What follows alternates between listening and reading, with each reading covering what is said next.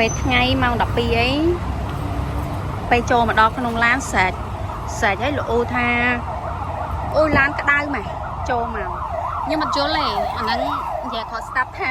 มันគួរធ្វើទង្វើបែបហ្នឹងហ៎បងចុះឡាននេះមានសមាធិតាបច្ចេកពីចង្ងាយបានតារា30ម៉ែត្រចុច1 2 3 4 5ឲ្យជាប់ទៅវាលោតឆេះបើកម៉ាស៊ីនត្រជាក់អញ្ចឹង10នាទីក្រោយបងចូលមកវាត្រជាក់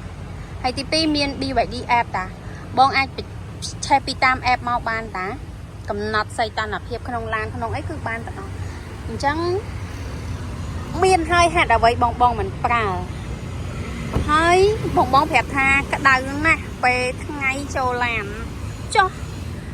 គេក៏ឃើញចំណុចហ្នឹងអស់ហើយអញ្ចឹងបងអាចធ្វើការបច្ចេកមុនទៅ10នាទីបញ្ជាតាម app ក៏បាន smart key ក៏បានហើយ smart key 10ម៉ែត្រទេតា